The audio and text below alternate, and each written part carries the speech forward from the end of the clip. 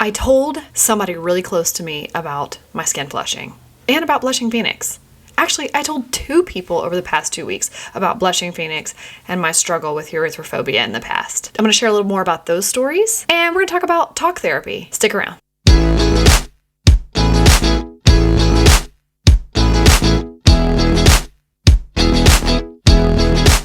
Hi, welcome to Blushing Phoenix. I'm April, and I help people move past their redness and into living their best life. On this channel, we talk about erythrophobia, which is the fear of blushing or the fear of turning red, chronic blushing, skin flushing, red splotchy chest and neck, and all the things that make us feel insecure and shy back from doing all the things we want to do and being who we want to be. So last week, I told my mother-in-law about Blushing Phoenix. Now note, I have been married to my husband for 15 years. We've been together for 16 years. I didn't always flush like this through the beginning of our marriage, but definitely over the bulk of our marriage, I've been a flusher. So last week I sat down with her and I said, "You want to see something cool?" And I pulled up this channel, which she was like, "What the heck?"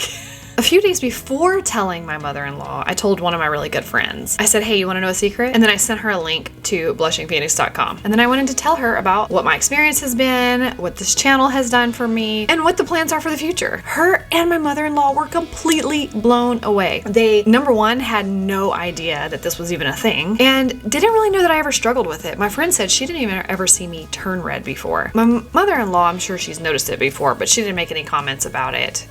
And just really did not think this was a thing or a big deal. My mother-in-law told me this story about how she had a boss one time that would turn really red, and she didn't really think much about it. She said it's just whenever she got in front of people or addressed the group as a whole, she would just get really red and it would kind of work its way up and she'd turn bright red. She said, "I didn't really think anything about it. I just figured she was nervous talking to people," which is a very common fear that most people have if you're not necessarily talking to people, but talking to a group of people or addressing people. And she said she would turn red and then it would go away, and she just never really thought much about it. I took the time to pull up some of you guys' comments on Instagram, on the channel, and just read them to her, and she was blown away. This, my friends, is what we call awareness. We're inviting people into the conversation to know this is a thing. So now, if my mother-in-law goes off into her life and she ever has somebody talk to her about this, or she sees it, she will understand more because of this conversation and because she knows how you all feel as well. So I just want to tell you all that I have been having more conversations around blushing, around Blushing Phoenix,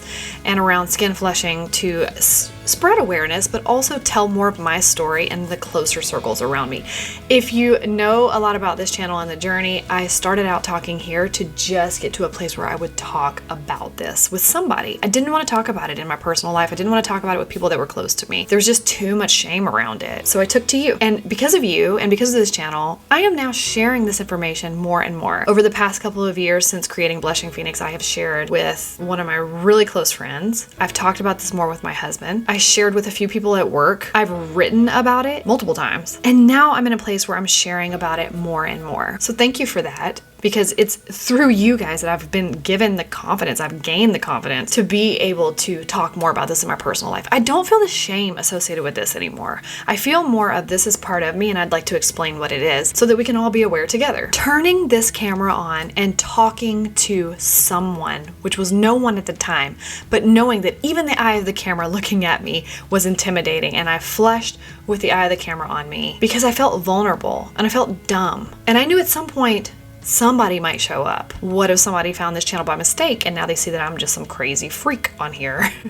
But that's not what happened at all. What happened was people who are dealing with the same thing gathered here. And the conversation broadened, it expanded because of you, because of me, and because we were talking about it. When I turned that camera on, that was talk therapy. This is talk therapy. So yes, it is helping you and it's helping people who find this channel, but it helped me by talking about it. And the reason why I like to bring people on for the interviews is not only because they've got great stories to share, but a lot of people who step up to that challenge, they know they're about to have their own bit of talk therapy and exposure therapy by showing up to something that's incredibly terrifying to them, which is talking about the most vulnerable parts of ourselves. So let's talk about talk therapy. What is it? You may have guessed it. It is talking about your feelings and your thoughts and your behaviors. Talk therapy is also a psychotherapy. You've got behavioral therapy.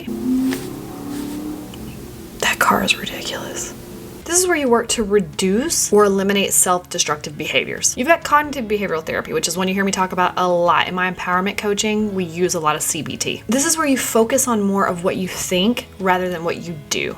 What are your thoughts telling you? And you address the thoughts. We have psychodynamic therapy. This is where you take a deep dive into the unconscious to find meanings and motivations around your feelings and thoughts. Then you have holistic integrative therapy. And this is where you will blend multiple different therapies together to meet the client's need. Usually you're going to see me emphasize CBT because that's the one I spend the most time with. And to my point, this channel has brought a lot of healing to me. Even though I still flush, even though my skin still turns red, but when I started this journey, it's what I thought about myself when I turned red, or what I thought you thought when I turned red. And over the course of the past 2 years, through exposure therapy, talk therapy, CBT, I've been able to change the narrative inside of my mind, which has given a different meaning to what skin flushing means to me. If I'm thinking of it differently, if I'm looking at it differently, then everything changes. Have you considered talk therapy? Have you been through talk therapy? Has it helped you? What did you learn from it? Please share in the comments below. Something that helped you may really help someone else. I know from my own story that you guys will hear me say it on this channel all the time. This has helped me so much, turning this camera on. 2 years ago when I started this journey, I was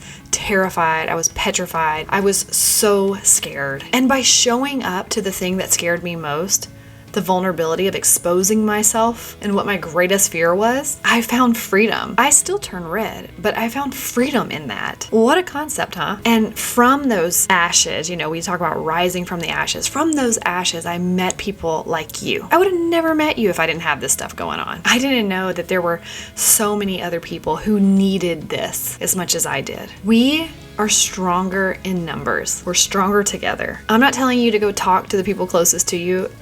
As I just told you, it took me a while to do that, and it's still taking me time to do that. But I would highly suggest that you get into some sort of talk therapy, whatever that looks like for you, whatever's best for you right now in your season. The way we move through heavy fear is by doing what makes us afraid. I know a lot of people don't want to hear that, but it's just the truth. The freedom that we so desperately seek is on the other side of what we're most afraid of. You are loved, you are seen, and you are so much more than redness. Hey, if this video was helpful, please give it a thumbs up. Of course, subscribe if you haven't already. And be sure to leave a comment down below about your experience with talk therapy, or are you considering talk therapy? I'd love to hear from you. Also, click right here to see the recent video with Dr. Tara Odeski, where we talked about rosacea and gut health and all the things that blew my mind in regards to our gut and our liver and skin flushing. Or if you have a really hard time sitting down for a meal because you blush and flush during that vulnerable time together, click right here for some tips on how you can get through that. And until next time, I will see you in my next video.